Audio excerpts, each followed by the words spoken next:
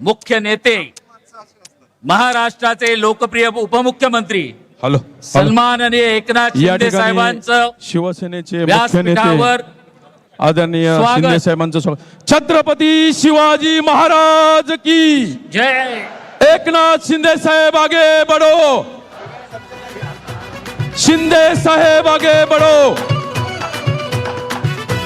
हिंदू हृदय सम्राट सरसेनापती बाळासाहेब ठाकरे यांचा सणांसाठी राब मी राब शिंदे साहेबांना विनंती करेन की छत्रपती शिवाजी महाराजां आपण पुष्पहार अर्पण करावा. एकटा उभा ठाकतो छत्रपती शिवाजी महाराज की जय भवानी. पाय रोवनी शिवसेना नेते रामदास कदम साहेब यांनाही विनंती करेन हिंदू हृदय सम्राट शिवसेना प्रमुख सरसेनापती बाळासाहेब श्रीमान ठाकरे यांच्या बाळासाहेब प्रतिमेस ठाकरे यांचा पुष्पहार अर्पण करावा. शिवसेना नेते आनंदराव अडसूळ साहेब यांनाही विनंती करतो धर्मवीर आनंद दिघे साहेबांच्या प्रतिमेस पुष्पहार अर्पण करावा. धन्यवाद.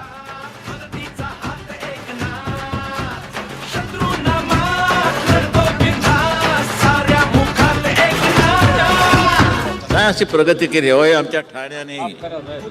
आणखी विशेष करून एकनाथ शिंदे हे आनंद दिघे यांनी उभी केलेली माणसं आहेत, त्यांच्या तालमीत तयार झालेली माणसं आहेत. बोलतो तसाच वागतो, वचनाचे मोल जाणतो. माणसातला देव हा, माणसात देव शोधतो. आसवे पुसावयास तो धावतो हा केस दिन रात. अनाथांचा नाथ, गरिबांची साथ, मदतीचा हात एकनाथ. साहेब आपल्याला एक विनंती करतो, शिंदे साहेब आपल्याला विनंती करतोय, कार्यक्रम पुढे भाषणांचा व्हायच्या पूर्वी या विभागाचे ज्या विभागामध्ये आपला कार्यक्रम आहे इकडचे खासदार रवींद्र वायकर साहेब असतील, आमचे सर्व विभाग प्रमुख आहेत वैभव बराडकर, स्वप्नील टेंबुलकर, ज्ञानेश्वर सावंत, अल्ताफ पेवेकर, आमदार मुरजी पटेल, ह्या सर्वांना आपला सत्कार करायचा आहे आणि सर्व आलेल्या आपल्या व्यासपीठावर उपस्थित असलेल्या सर्व मान्यवरांचाही त्यांना सत्कार करायचा आहे. मंत्री आहेत.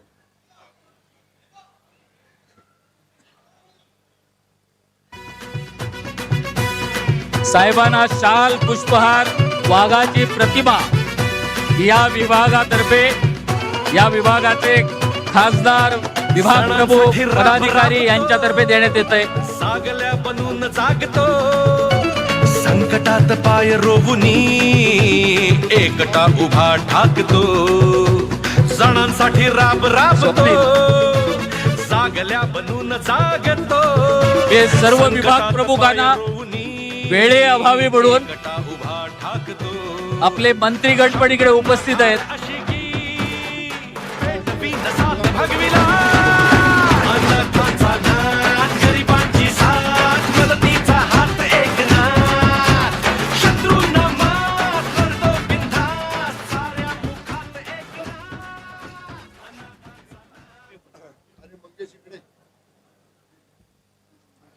रामदास भाई अडसूळ साहेब, केंद्रीय मंत्री प्रतापराव जाधव साहेब, नीलमताई गोरे, मीनाताई, प्रकाश पाटील,